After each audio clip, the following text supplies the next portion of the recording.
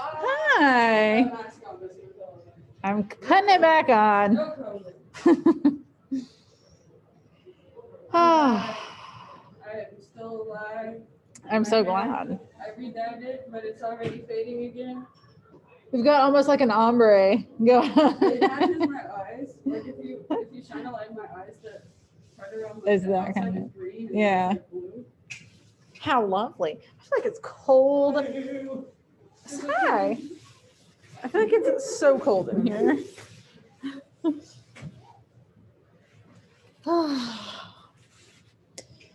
Oh, I just want to bundle up in my blankets and my coats. I know. I'm also hungry and I really need to pee. None of those things are going to get taken care of right now. You want to know what I'm currently struggling with? All of my pants are at Cat's house. Well, these are not mine. Okay. These are my dad's. I stole them from him, but they don't fit him, so technically he gave them to me. Okay, that's fair. But you got to get your pants back. I know. I'm gonna go over there. I'm not gonna say anything, and I'm just gonna walk into her house, take out all of my pants, and just walk back out and not say anything. See what she does. She'll be like, Alyssa. What have you done? She'll be trying to talk to me, and I'll just go, gotta get my pants. It's hilarious. When I moved into college for my sophomore year, somehow I left all my pants at home. Like, I don't know how. I was wearing a skirt that day, and then I left all my pants at home. And like, my parents came with me, but then I was like, hey guys, like, I don't know what to do. And they were like, well, we can mail you your pants. I don't know. But then one of my friends in college had a band and they were playing in my hometown. And so I was like, Mom, go to this show and talk to the drummer and give him my pants. And then, like, he and I went to church together at the time, and he came up to me at church and was like, brought you your pants. I was like, we're at church, man. And in the meantime, I bought these like really ugly, like sweatpant type of shorts with Kermit the Frog on them and wore them like every day until I got my pants back. Also, one of Cat's got diarrhea and put on my other book bag. Oh no. I'm using my dad's old tech nerd book bag. Yeah, it looks very tech nerdish, not just because it says the word tech on it. I know Randall's here. I don't know where he's at, but I have seen him today. Oh, also last night I built a hammock. You built one? Okay, so you know the stands? Mm-hmm. I built one of those stands in my room. Okay. Because my room is not really my room, it's the upstairs of our house. Uh-huh. And I just moved in there and I sleep on the floor. So now you can sleep on a hammock. Yeah. Do you have the hammock for it? Yeah, about like a type thing. Mm-hmm. Nice. I have one of those stands, and I use it when it's nice enough to be in a hammock outside, but like my patio is so small that it takes up like the whole thing, so it's kind of annoying. Oh, I had to rearrange a bunch of furniture last night. Oh, hey. We're gonna hang on, I forgot what we're doing. We're gonna look at this tone thing and then do a song comparison. Do I have anything I can change that bell to make it like a beat or something. Right. It's so, I know, it's so annoying. I wish they would just play music. They could have like they could have somebody who's like a good drummer go up and just like beat on top of that. Go on a social media fast for a weekend. Social media fast for a weekend. Yeah, right. That's what the chocolate told me to do. Let's fit that out. My followers would have a fit. Oh my God, where's this That's what all my friends call me. They really call you that? No. No, they don't. They call you Yes, they do. That's not on my computer anymore since I got a new one. No. Wait. It's not on your computer? No. What did you say? Wait, that's my partner one. Yeah. Well, like when I log into my computer, it says that, but it's not up in the top corner anymore since I got a new computer.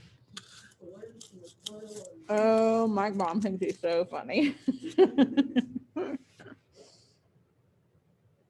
All right, let's let these people in. Don't let him in. Don't let him in. Oh, you want some dum dums?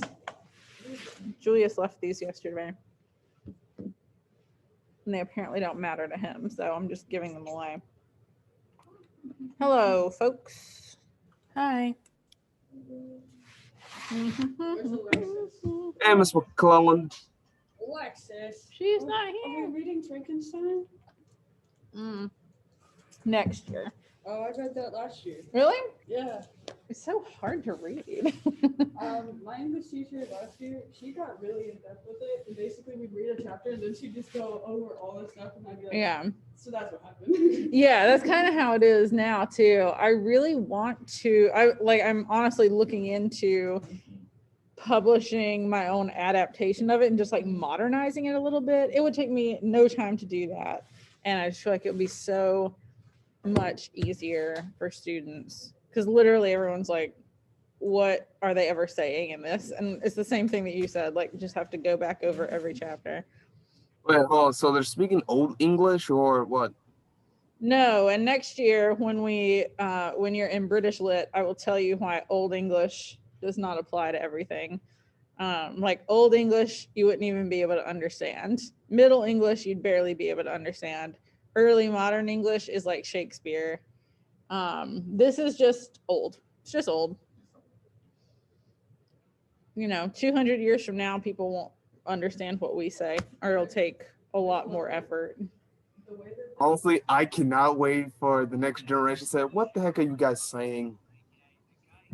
Yeah, I mean, like, it's so weird, especially because, like, we speak in metaphors and, like, generalities more in, like, your generation and my generation than anything before.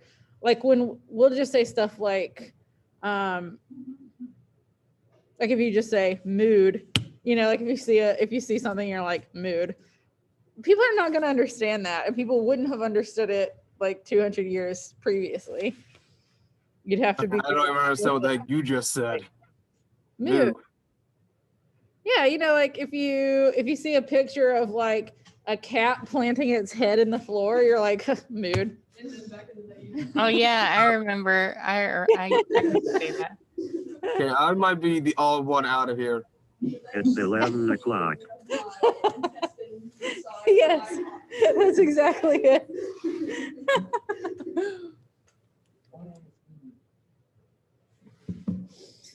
Okay. I didn't even take attendance yet. Alyssa's here in person. Alexis, nope.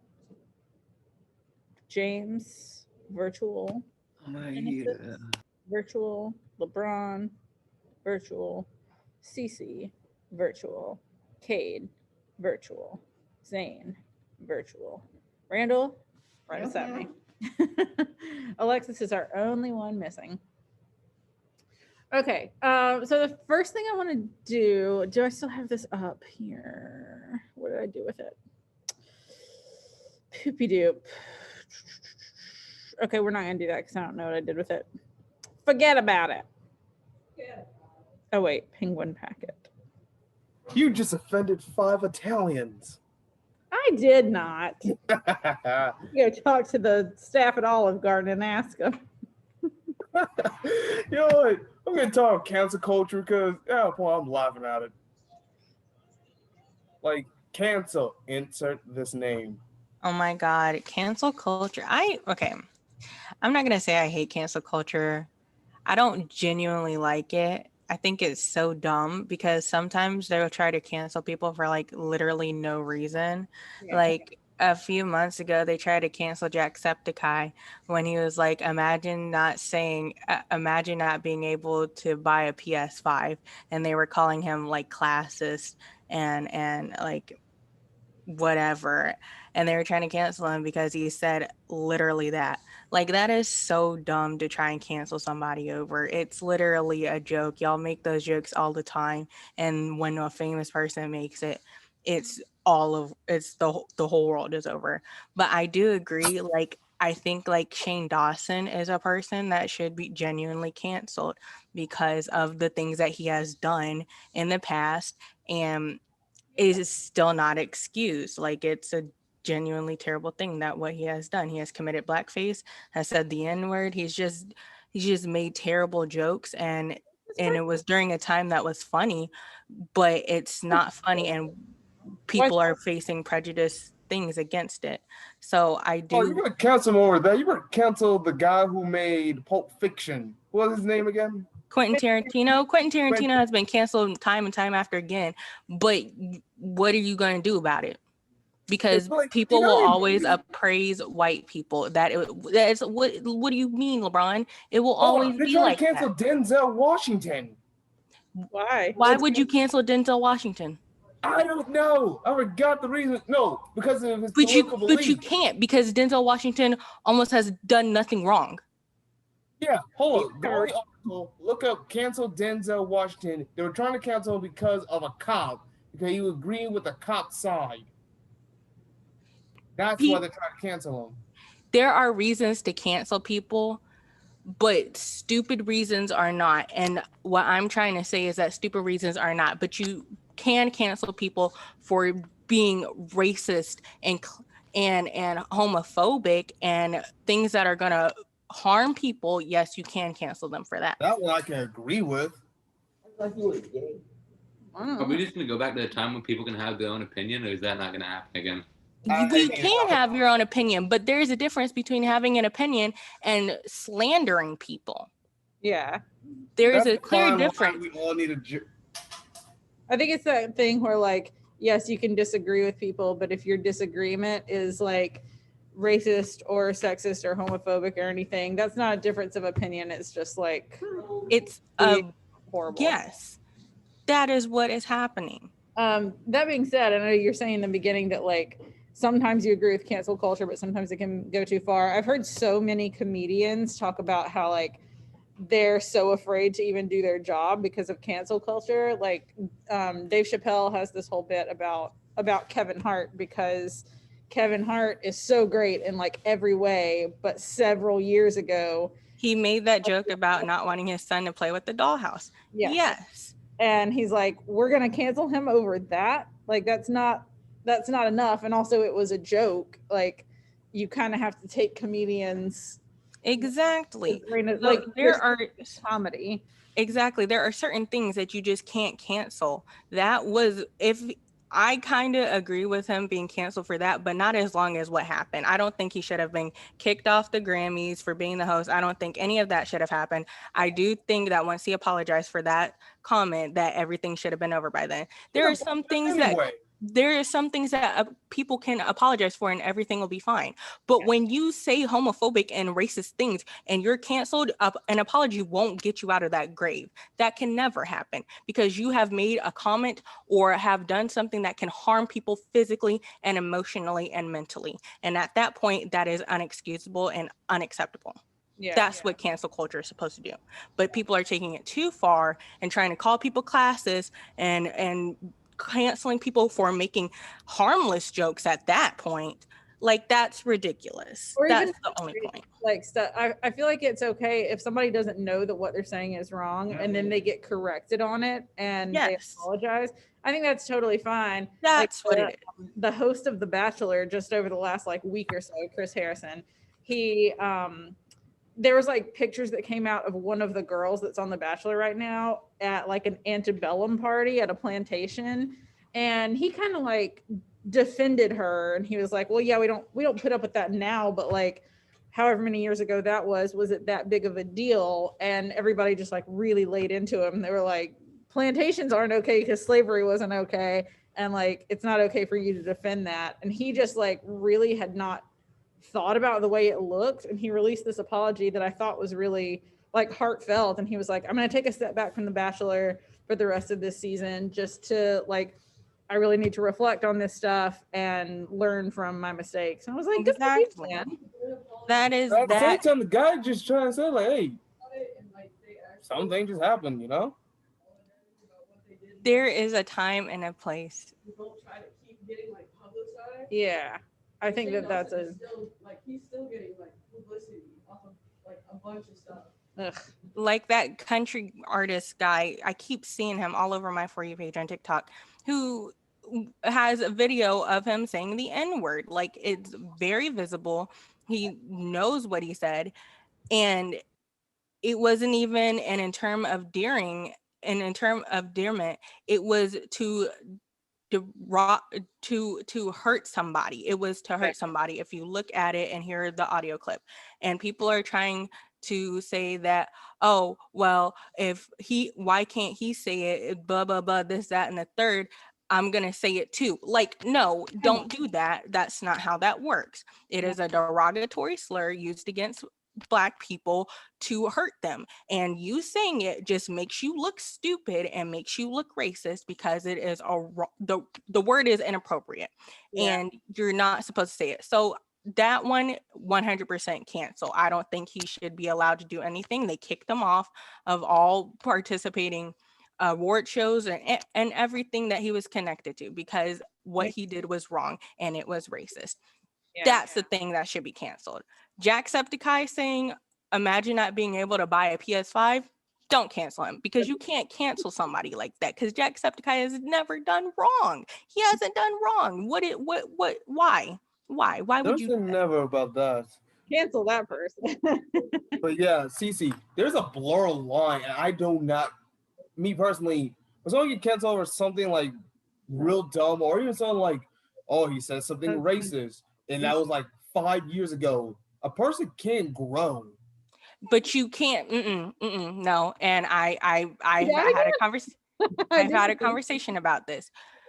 Racism is taught. It is a learned behavior. It is a learned behavior. We all learn it. We all learn it. Prejudice is a learned behavior.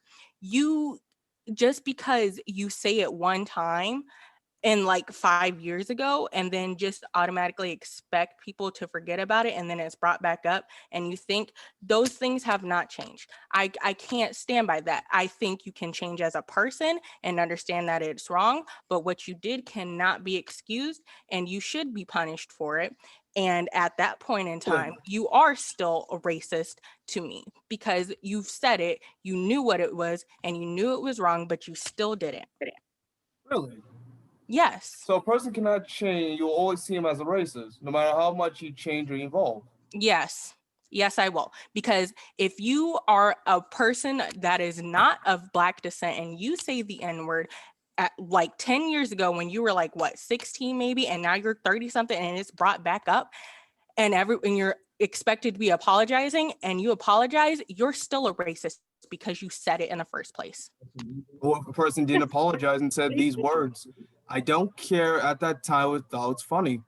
Well, then you don't care, I'm sorry. but you're still a racist. Does that make me a racist? Does that, because no, because you're Black. That's what I'm saying. That is what I'm saying. You, CC, listen. It's not working for me. Doesn't make me a racist, because what I said back last year, I made a joke about it. I made a joke about the coronavirus and I pinned it on the Asian. Prejudice, yes. Yeah, but I learned from my It mistake. makes you very racist. No. What, you can't blame a virus on a on a race. It was a joke, right? But it's still wrong. But I learned from it. Like, okay, I'm not gonna say this anymore. But so did you from it? You can't. That it still makes you literally like a bad person. Like we all have all said and done things that have been prejudiced or racist, and it makes us a bad person. Yes. Can you change and grow? Absolutely. But what happened, and you still will have that label on you. Yeah. Just because you grew as a person, and second off, it's not one of those things where you sit there and you're like, oh yeah, I guess that was kind of wrong because other people had to come and tell me that it was wrong. No, it's one of those things where you have to come to the realization by yourself and be like, you know what, that was wrong of me to say, because that's not correct. Exactly. And that is what I'm saying. You can grow and change as a person, but when you do things that can harm people physically and emotionally and mentally, you have a label that is set upon you. And that label will be there because of what you have done. It will just be there, whether you choose to acknowledge it or not. Okay, good talk. Let's move on. We're going to talk a little bit about tone right now. which is which is the way that attitude and emotion comes across when you're reading something. It's particularly the attitude of an author or speaker or narrator or poet in regards to the subject that they're talking about. So we've got all these little emojis or whatever they are over here to kind of show that you can have all kinds of different tones when you're writing. So we're going to look at 3 pictures first, and I want you to tell me what kind of tone you're perceiving from these pictures. Here's our first one. What kind of tone does this picture have?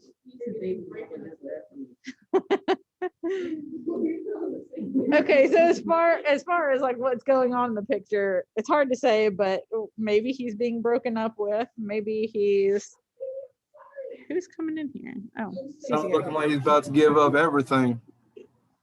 So how can we boil that down into a word to describe the tone?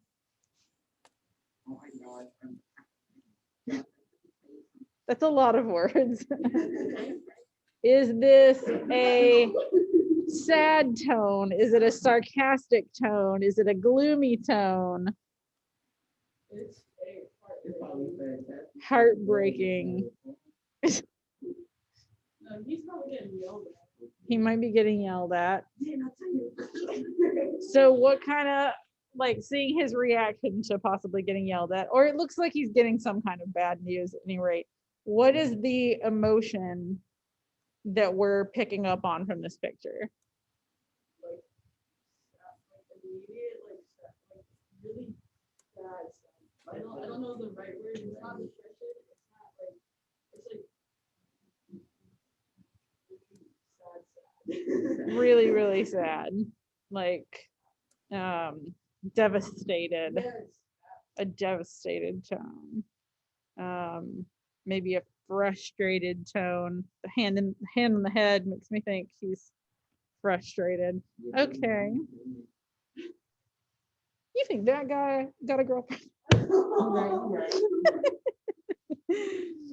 Oh no, he's like, it's not mine. It doesn't look real. He looks like he has mannequin hands. All right, let's look at this second one. What kind of tone is this? Yeah. Do that. Like crazy, but in a fun way. Yeah, fun tone, wild, like crazy. All right, one more picture. Oh my god. Ew. And you can't even see the other eyeball, really. Weird. Miss McCullen, I don't know. It's probably my computer, but like it's frozen on that last picture. It's frozen on the The picture with the guy with the hair. Oh no, we're still on that picture. Oh, okay. No, you're good. Okay, we're gonna move on to the third one. What kind of tone do we have here? She dropped her ice cream. That chick praying to a god. What'd you say, LeBron? That sad woman praying to a god or pleading to a god or something. Okay, but what emotion is that? Sadness. Sadness? I feel like she's looking at the camera like, why are you taking my picture? I just got my ice cream. Maybe like almost desperation. I see desperation in her face. A very desperate tone. Very upset tone. Okay. We're going to move on from pictures to words. Let's look at a couple of passages here. I think it's 3. Do we what? No, you don't have to make, we're just identifying what tone it is. Okay, so here's this first passage. We should be furious about the latest reforms in the field of education. The unplanned and unregulated efforts are idiotic at best and disastrous at worst. We should be rioting in the streets about these issues to show how terrible the new laws will be if continued. Yeah. What kind of tone is that? Angry tone. Yeah, Passionate. Yes, I like that. You can tell this person really cares about what they're saying. That's a good one. Passionate, angry. Is this an old passage? Because there's a top It's an old picture for sure. Can't talk you into closing the door. So other teachers are loud sometimes. I mean, I don't really know what laws they were talking about at the time. COVID. You must be 6 feet apart. Okay, second one. We deeply regret the loss of our son, but we hope that his memory will continue to light the lives of others. Even though he is no longer with us, he has touched so many people, and we know that he is not dead in spirit. We will continue on and urge others to do the same because that is what he would have wanted. Heartfelt. I like that. Very heartfelt tone. Any other words that y'all think describe the tone of this very well? Loving. Loving. Yes, for sure. Because they're talking about a sad thing, but the tone's not really sad. It's, kind of hopeful. Yeah. Hopeful, heartfelt, loving. All right, last one. There's nothing quite like going to the beach with friends on a sunny day, with a gentle breeze blowing and the waves crashing in the distance. I always feel better when I'm near the ocean. I cannot imagine any other activity that could be as pleasant and perfect as this. What kind of tone is that? A Mickey Mouse kind of tone. I sort of like that. But oh boy. Kind of peaceful. Yeah. Kind of peaceful tone. Happy. Sort of like carefree. Yeah. That beach does look, it's like kids have been kicking up the sand. Okay, so now we have a refresher on tone and we can sort of boil our passages down into a word to describe the tone. What's a tone that you think would apply to Ethan Frome? Boring. Boring's not really an emotion. The emotion that I feel towards him is very much Anger. That's yours, which that's actually mood. The emotion that it evokes in us is mood. The emotion of the author towards the subject is tone. Oh, So depressed. even though we might be angry, Depressed. That's an emotion. depressed.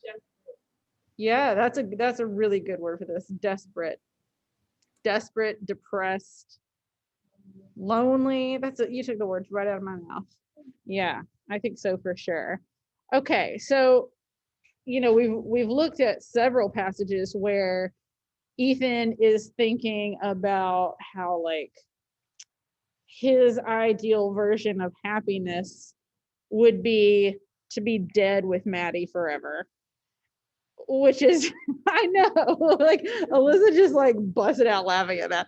Yeah, like it's really messed up. That's my version of happiness. I don't even want to live the rest of my life with you. I want to live the rest of my death with you. Like, yeah. Like, I think when most of us think of like happily ever after, we think of like being in love for the rest of our lives. And he's like, nope, my happily ever after is lying in the cold, dead ground with this girl beside me that I never got to love in real life. Like, that's dark and grim. But we're going to listen to a song that has some parallels to that. And let's see, I didn't publish this yet. So I'm publishing the lyrics and a worksheet that we're going to do to go along with it, which is it this? No.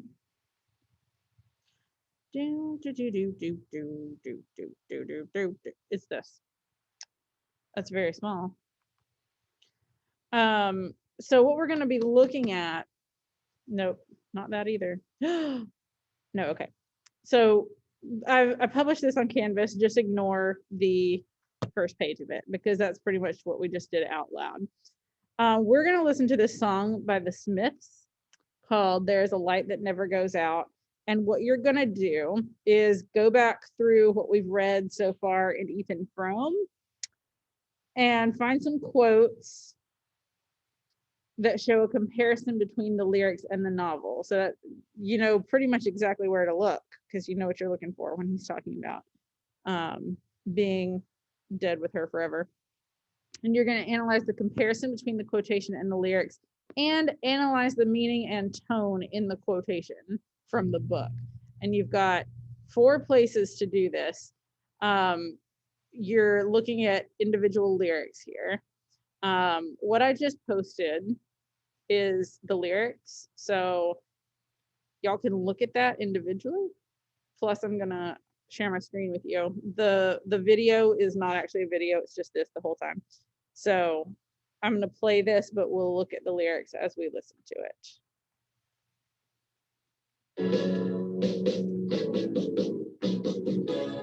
Take me out tonight, where there's music and there's people singing in the fire. Driving in your car, I never want to go home, because I haven't got one anymore. Take me out tonight, 'cause I want to see people and I want to see life. Driving in your car, oh please don't drop me home, because it's not my home, it's their home and I'm welcome no more.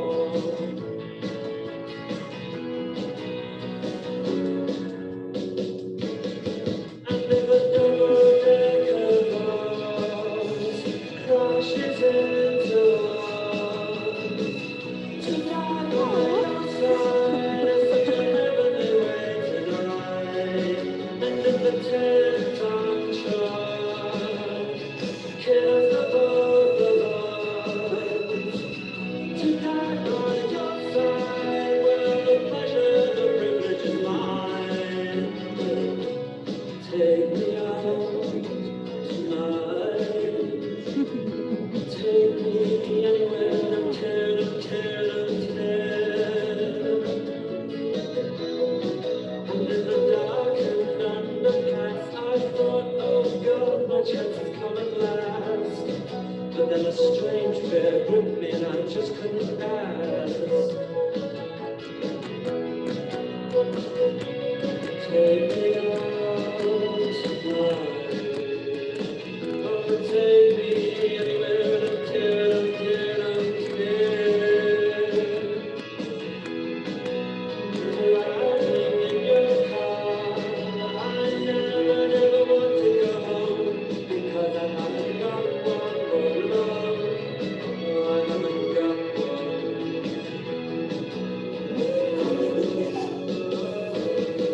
And if a double-decker bus crashes into us, tonight by your side is such a heavenly way to die. And if a 10-ton truck kills the both of us, tonight by your side, well, the pleasure and the privilege is mine.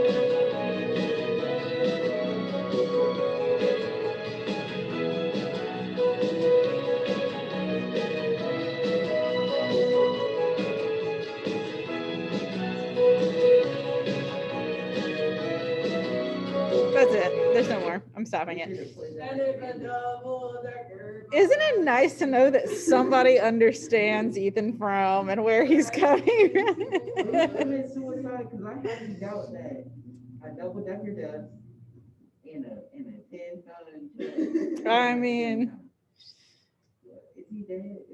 Is this person dead? Morrissey, who sings and wrote it. You know, it says one person viewing. Yeah, that's Miss McCullough. That's me. This is a very popular band though, so Yeah, I know. it's not just me. I didn't know they wrote it. They wrote this song. It's a weird song, but I feel like I feel like Ethan could have written it himself, except that they didn't have double-decker buses in Starkville, Massachusetts. I have a double-decker bus. Okay, so you can go back and look at the lyrics, which are posted on Canvas. There's a link to them. But each set of lyrics that you need is at the top of the page. So for this first one, for instance, you're looking at just take me out tonight where there's music and there's people who are young and alive.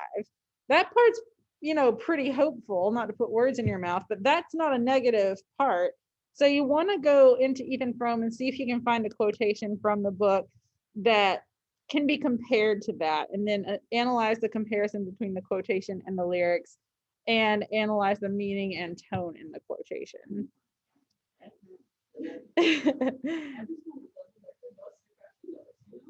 I mean, why not? The second one, driving in your car, I never want to go home because I haven't got one anymore, a home.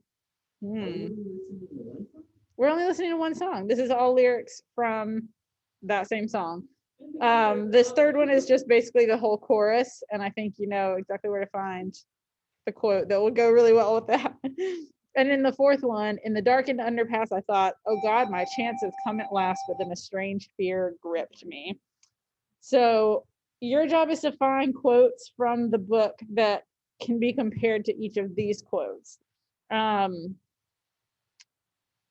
Let me check back on Canvas because I think what I did, if I'm not mistaken, yeah, I have, y'all should be able to get through, we have like 17 minutes left in class. You should be able to get through at least one or two, but you'll notice I don't have this due until Monday. And you will have one other thing to do on Monday, but it won't take a whole long time. So I'll send you an email Monday morning just to like reinforce what you're supposed to be working on because it's an e-learning day. But finishing this and then the one other thing is what you're going to be doing for Monday. So we have plenty of time now for you to go ahead and get started on it. Do we have any questions about it?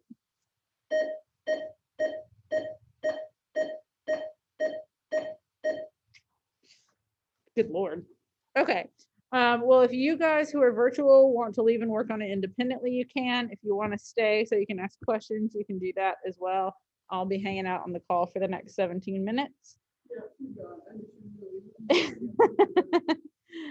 She's not as bad as some people in my other classes. I have one that I can think of that like as soon as I'm like, if you want, she's just like, I'm like, all right, like, don't worry about my feelings. I get it. All right, I'm gonna go ahead and turn my video and microphone off, but let me know if you need me. All right, later. Well, can we leave?